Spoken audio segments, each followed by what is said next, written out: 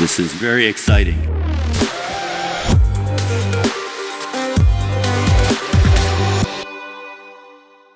Hi, I'm Dale Peterson, and this is the Unsolicited Response Show. This episode is a solosode, just me. I'm going to be talking about 3 topics and then maybe a half a topic after that. And I don't even have producer Liz with me. So this one might be a little rougher, but I'm going to try to do it in a one cut. Before we get to those topics, just want to let you know next week is Thanksgiving week here in the United States. It's probably our biggest holiday in the United States where most people spend time with their families. So I'm going to have an encore episode next Wednesday. And then the following Wednesday after that, we begin back again for the rest of the year with interviews. I think I'm interviewing Andrew Gintner on his book the week after Thanksgiving. So anyways, there's a lot more content coming. I want to give you a couple of updates before we get into our 3 main stories. The first thing is S4 tickets. We are at ticket number 717. I checked right before this recording on Tuesday, the 15th of November. 717. Prices go up at 750. We're selling about 20 a week, so you can do the math. November the sales slowed down a little bit until they pick up again back in December and January. But 717 out of 1,100 possible, so you want to watch that. 750 date or ticket number because that's when prices go up. And of course, you want to make sure you get your ticket before 1,100 because that is a sellout. Now, last year, no one believed we would sell out. And we did, I think, 3 or 4 weeks ahead of the event. And people were begging for tickets. So I could kind of understand that last year because the sellout was new. I'm telling you, we are going to sell out this year. So this is your chance to get a ticket. Don't try to get one in late February or I don't know when in January they'll sell out. But make sure you get your ticket. Let me put up the little banner on that. You can get your tickets at s4xevents.com. You can see that on the screen if you're watching, and s4xevents.com if you're listening. And we'll put it in the show notes as well. One other S4 note, the Women in ICS Security program page is up, and we are accepting now Women in ICS Security sponsors. It's a small sponsor package. It's, I think, $2,500, includes primarily signage, but it shows your support. That money goes directly to the Women in ICS Security social event, the Monday before S4. And then any leftover we have, if we happen to pay for that whole social event, will go to sponsors, or not sponsors, but scholarships for S4X25. And I want to thank Nozomi for kicking things off. They are our first Women in ICS Security sponsor. Now to the show. I want to start out first talking more about my article that I published this week. So let me start out by just reading it. It's a short article. It's an excerpt from my keynote this year, OT Security, from Speculation to Science. So here's the article. Title, Wrong. You can't protect what you don't know. One of the most common OT security mantras this decade is, you can't protect what you don't know. Have you heard that one? It implies that without an accurate and detailed asset inventory, you can't protect cyber assets. You can't protect what you don't know. This is provably wrong. Consider the contents in a safe deposit box in a bank or anything locked away in a drawer in an office. You may not know what's in that box or drawer, and yet its contents are protected by the physical security of the building, the office, or the box or drawer. There can be guards and guns monitoring the entrances and roaming the hallways, protecting some unknown and unspecified valuables. You can have cameras and motion detectors identifying threats and triggering a response. We see the equivalent in the cyber world. You can have a firewall protecting, or you can have a firewall providing protection at the OT security perimeter without knowing what's behind it. Two-factor authentication for remote access to the OT environment is protecting unknown cyber assets. Even the OT detection products that create asset inventories and often say, you can't protect what you don't know, are in fact detecting attacks, even if there's no asset inventory.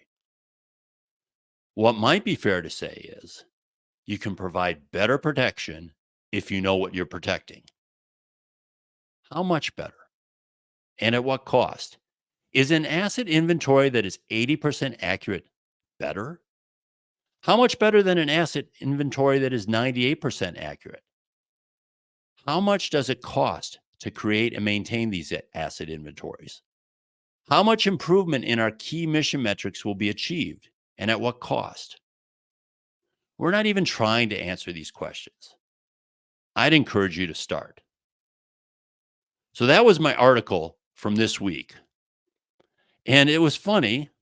A lot of times when I write an article or put out any content, the comments, both public and the ones I get privately, the private ones are also fun. They tend to be a little more candid and hot, but they come through, I guess, the person's own lens, which is not a surprise. Everyone has their own experience and brings it to their analysis and their thought.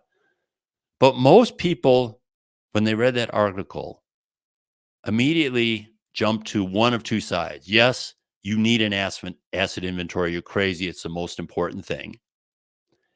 And a few people, a smaller number, said, thank goodness someone's finally saying it. One person said, yes, architecture is so much more important than an asset inventory. But that really wasn't the thrust of the article. Really, the thrust was in that last paragraph. If we admit that this security control, having an asset inventory, will allow us to provide better protection, I'm not fighting that. I believe that. But the real question is how much better and at what cost? And we're not even trying to answer that question, as I said in the article. We just say, this is good. You need to do this. It's important. But what we're seeing is really a long list of items that need to be done.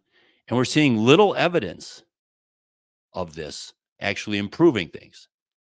Now, I'm a believer in it, but I'm still not sure we've seen any evidence that it's actually making a difference. It just sounds very logical. Now, you could make this same case for other things, for example, detection or information sharing. Whenever there seems to be an incident, we hear more calls for detection and more calls for information sharing.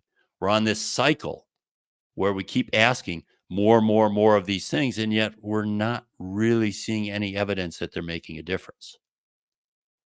So that's, the whole point of this keynote, is a 30-minute keynote, is we need to start measuring everything we're doing and not just falling into this trap. Well, it sounds good. It probably will help somewhat. We should do it. It's like, well, there's a lot of things we could do. Does asset inventory really make sense? Now, that was my first article on asset inventory. I'm actually going to have another article next week and one the following week. Then the article next week is going to be, what is an asset inventory and who uses it? And what are they likely to look like in 1, 3, and 5 years? Because when people say you need to have an asset inventory, well, that can mean a lot of different things in terms of the depth of the asset inventory, the currentness, the completeness, and such. What is really required? And I'll give you a hint. I don't even believe that security is a driver of the need for an asset inventory. We might be a side benefit of it, but I'll write more about that next week. And then the week after that, I think, is probably the most interesting one. I think this week's article and next week's articles are almost more questions, framing questions that we need to be answering. But then the third week, I'm going to cover, or the week right after Thanksgiving, I'm going to cover the best way to create an asset inventory, because I don't think we're there yet. And obviously, some of the early ways and probably the most popular ways to create an asset inventory are some of the worst. So anyways, we're going to cover those issues.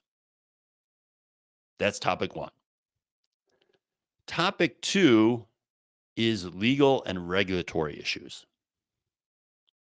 I will tell you, I'm always worried when I'm writing or speaking or being interviewed about making analysis on a field where I really don't have expertise. Insurance is a great example. I do not have a background in insurance. I do write somewhat on insurance, but I only write things that I have heard from multiple people that I respect in the insurance industry. And in fact, what I see is most of what's written about cyber insurance by cybersecurity professionals is just dead wrong. They don't understand how the insurance industry works. So we have to be careful with that. I think we're starting to stumble into this in the legal and regulatory area. Now, I was worried about this beforehand, even before SolarWinds, when we were hearing all these people comment on software liability, given the US government's effort to try to hold the equipment manufacturers liable for security issues in their systems. And there were security experts opining as to what this would mean to the security community and such, but they had very little experience in liability law. So again, even before SolarWinds, one of the things I did, and you might have seen this on the agenda, I think I put it up there, but one of the keynote interviews on Wednesday is going to be with Stuart Baker. Now, he is a lawyer, so he's qualified to talk about the law. And he hosts the Cyber Law podcast. He has been in the Washington, D.C. legal community for many decades, has a lot of experience dealing with government and all areas of law. And I really wanted Stuart on to talk primarily about what happens if the government actually manages to pass some executive orders or some legislation around software liability. What does that mean? What does past liability law teach us this will mean?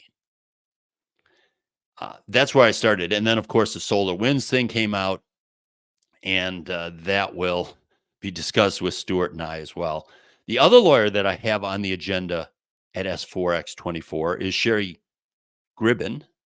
She was the assistant general counsel with Exelon, a large electric utility provider, and she has a lot of experience with FERC.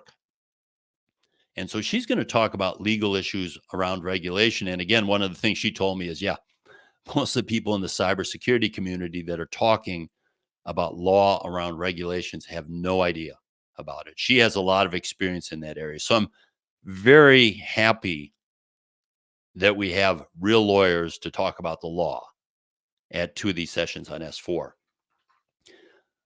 I did want to make one other comment about SolarWinds and the cybersecurity community. Now, I believe it's perfectly appropriate for someone in cybersecurity to read that long complaint and read through the security issues and judge the security posture and the risk associated with SolarWinds. Although I caution that this is a one-sided point of view, but you could read that and you could say, yes, this was really bad. This was really good. This is how a security program should run. This is what they did wrong from a cybersecurity risk management standpoint. That makes perfect sense. But I would caution cybersecurity people, and I'm probably way too late on this and it will have no effect, but I caution you in trying to analyze the SEC regulatory action and the legal ramifications about whether they can do this or not. Disclosure and other SEC rules are their whole field of study, and they're very complex. And I mean, for example, I jokingly posted, I saw an article I think it was actually on Monday, where there was a question about whether Meta needed to disclose Mark Zuckerberg's MMA fights because he's a key employee. If he were to get injured and be unable to go to work for a couple of months, it would affect stock price. And there's a real risk of that happening if he's in an MMA fight. So they said this could be material to an investor. And if this is happening and they don't know about it, then it's not being properly disclosed. So there's a lot of issues related to this. And they're not necessarily cybersecurity issues. It really is around disclosure. What, when, and how SEC disclosures are made is not a cybersecurity issue. Now, in this case, the disclosure is related to cybersecurity, but it's not a cybersecurity issue. It's a legal and regulatory issue. Uh, One other thought on this. This is going to be an area of great concern. And SEC usually wins. If they don't win outright, they force a settlement. Not always, but usually. So I'm guessing that this will introduce new regulatory risk to public corporations in the United States. Now, we have some experience in new regulatory risk affecting security, NERC-CIP being our prime example. And one of the things we learned with NERC-CIP is you have this circle that's regulatory risk and this circle that is security risk. And sometimes the overlap on what's required is quite minimal. What I saw, I was actually very active with some large electric utilities in the mid 2000s before NERC-CIP really became the security issue. They were making tremendous progress on addressing risk. They were doing it smartly, efficiently, and then NERC-CIP hit. And NERC-CIP sucked all the resources for many years, sometimes 5, sometimes 10 years before they could get back to what should we really do to address cybersecurity risk. They were dealing with regulatory risk. Now admittedly, it did raise the floor. Those that weren't addressing cybersecurity risk were forced to do something, but it actually made their efforts to reduce cyber-related risk worse because they didn't have those resources. They had fixed amount of resources and they went to address the regulatory risk. So I'm a little bit worried about that happening through this SEC, but we will have to see. I would say it's still the early innings here, but it's worth watching. Just be careful you don't pretend to be a legal expert. Okay, last topic, AI, artificial intelligence. I mean, how can you have a show now without talking about artificial intelligence? And really, this also came up, my comments are around the S4 agenda, because one of the most submitted topics were talks on artificial intelligence. A lot of them very general. The one that kind of made me chuckle the most is the one I get multiple times every year, the good, the bad, and the ugly of AI. And if you're watching this and if you're an S4 attendee or someone considering it, my guess is you have read, watched, listened to a number of broad artificial intelligence affecting cybersecurity talks. Now, I would suggest you do, if you haven't, getting some broad view of what people think is going to happen. But I don't think that's terribly interesting to the S4 attendee or anyone who's actively looking at the field. So we said no to almost all those sessions. Well, we said no to all the sessions that were like that.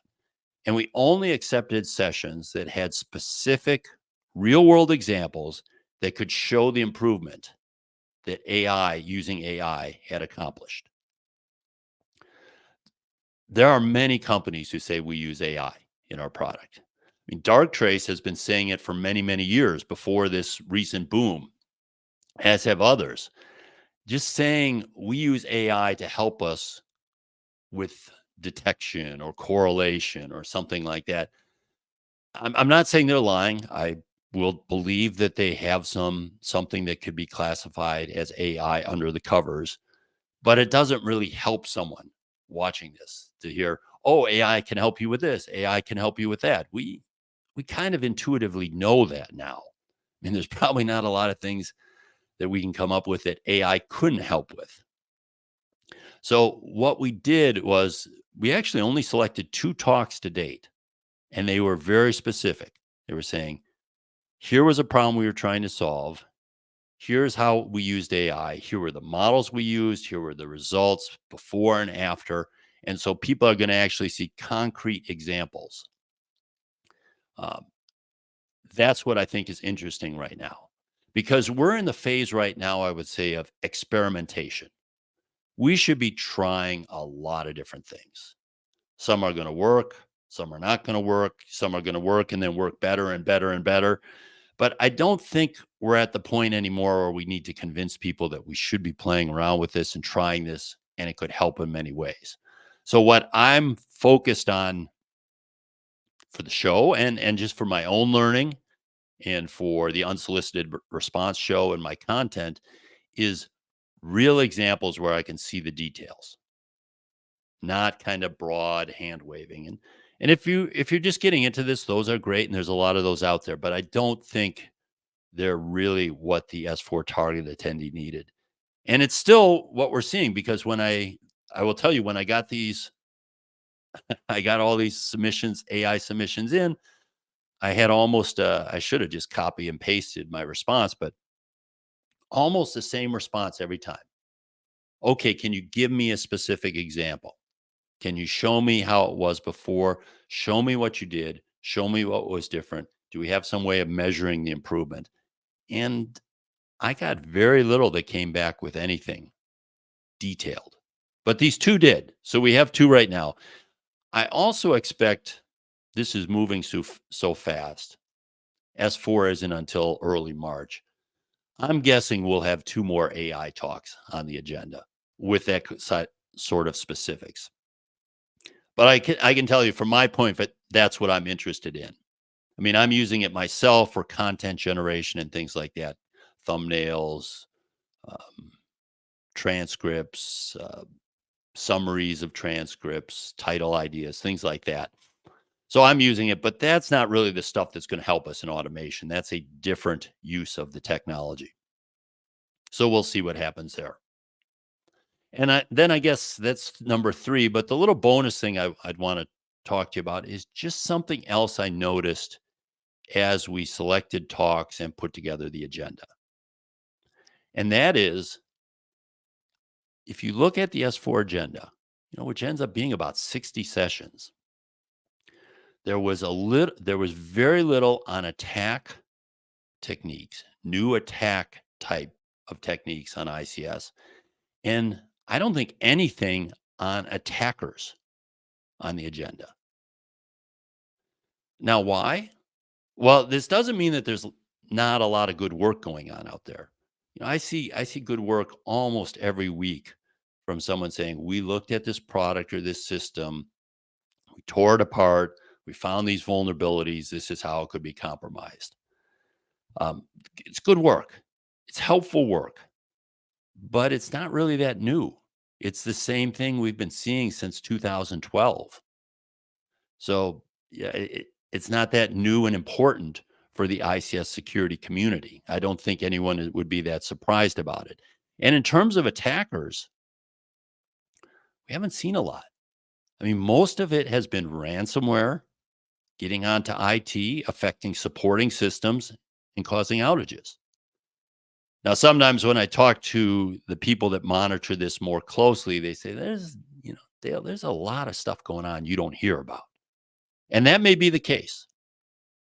But if we don't hear about it, we can't put it on stage. So if there's a big hidden set of new attacker information out there, I wish I knew about it. Tell me about it. I'd say even last week, I think it was Mandiant. Was it last week or this week? Well, recently, Mandiant put out a report about an attack in Ukraine that took out the power in areas that were also being bombed.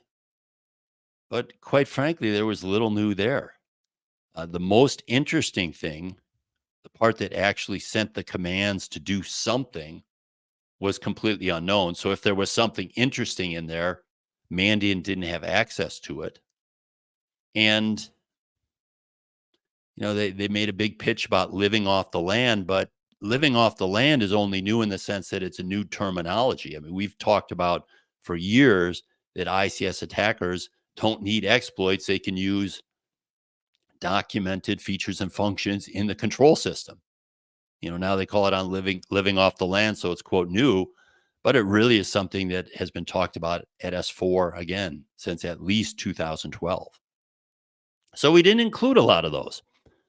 I will say though that we did. I want to let you know we do know there's some people that love these offensive type attacks. So we picked at least three. The three I just looked at the agenda here. The three that if you say, hey, I want to see someone attack something and taking it down. There's keeping time in a war zone related to the time attack in Ukraine, the attack on the timing systems, elevated privileges in an auto ECU, and exploiting Omron's next PLC runtime. They were the three that we found the most interesting. I think that most of them are on stage 2. So you'll get some gory technical detail about how to attack a system. But I didn't see anything that was really that new or breathtaking on the offensive side that was submitted to S4, either on the attack techniques or the attacker's profile itself. Now, who knows? We may get something that happens between now and March. If I do, I hope it's something that was attempted and blocked, more like the Triton case than the Ukraine power outage case. But if something does come up, we always save a couple of emergency spots. So if you see something, know something that's hot and new and different, we certainly will consider adding it to the agenda even the week before the event. And with that, I'm going to end this solosode. I appreciate you listening or watching. As always, I like your questions or comments. You can send them to s4@digitalbond.com. And I really wish more people would do this. I don't get many of them. But if you go to dale-peterson.com, you'll see a little link there on the side that says record your question. You can actually record a question, and then myself and one of my guests will answer that question on the show. But again, feedback, comments, suggestions, tell your friends. I hope you enjoyed the podcast. Hope you all have a nice Thanksgiving if you're in the United States.